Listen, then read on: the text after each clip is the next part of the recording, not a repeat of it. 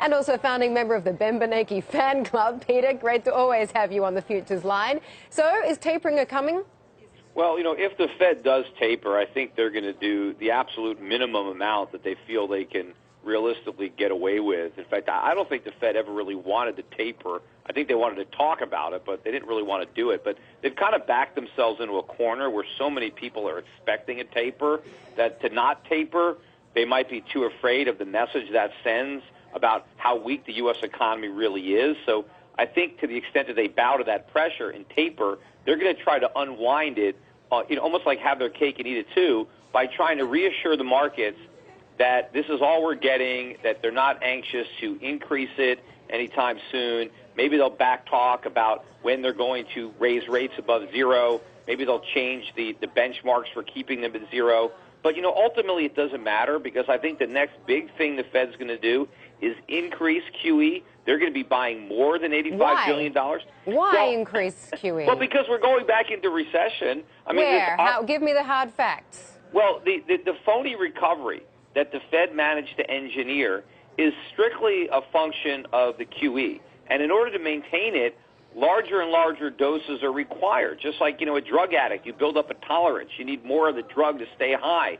The U.S. economy needs more of this drug to maintain this high. Now, obviously, drugs are not what we need. We need to clean out the system. We need to stop the QE. The Fed needs to unwind its balance sheet, start selling treasuries and mortgages. Yeah. And yes, we're going to go through a deep recession when that happens, but we're going to go through an even deeper recession by postponing it. Because eventually the market's going to force the Fed's hand, and it's not going to be able to take its foot off the gas. It's going to have to slam on the brake. But as I think interest rates start to rise, as the Fed tapers or talks about tapering, and bond yields back up, and mortgage rates go up, and prices keep rising for consumers for things like food and energy, right.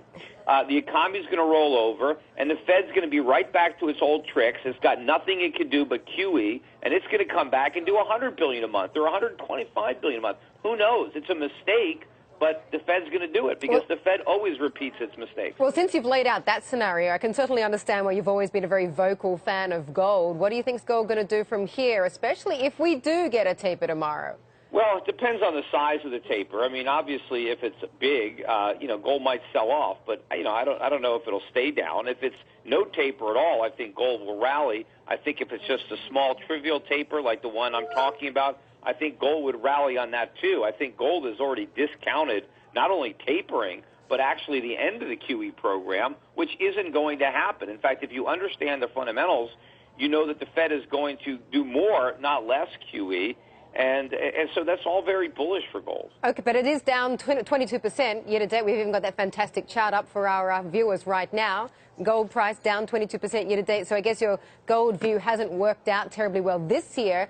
And in fact, Twitter has taken you to task. Let me read out to you exactly what Eladio says. Please ask Peter Schiff when he will finally throw in the towel and admit he was wrong by buying gold over the last 2 years. What do you say to that, Peter? Well, I've been buying it for 12 years, so I don't know when I would have to throw in the towel.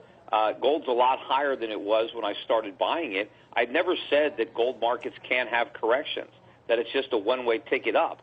You're going to have corrections. You ask stock investors if they're going to throw in the towel on the stock market every time it goes down. You have plenty of 20, 30% declines in the stock market. I would be more concerned about the decline we're having in the bond market. Look at how much bond prices have dropped, and I think they got a much longer way to go, and I think the Fed is going to have to start printing a lot more money, unfortunately, to try to stop bond prices from falling, to artificially prop them up. But, over the last year or two, gold has not been the best place to be. There have been other assets that have outperformed gold, and I've been in some of those assets. I don't have 100% of my money in gold. And in 12 months' time from now, where will gold be, higher or lower than where it is now, Peter? Well, I think it's going to be higher, and I think it could be a lot higher, which is why I'm still buying it. The question is, when gold makes a new high, when are all the naysayers who have been doubting gold for 10, 12, 13 years, when are they going to throw in the towel and start to buy some? That's what I'm more concerned about. You have a lot more gold bears that haven't bought their first ounce. Eventually, they're going to capitulate, and they're going to come into the market. Jeff, jump in here. Peter, Jeff Kilberg from the floor of the CME Group here in Chicago. How are you today? I'm good. Quick question. My point is,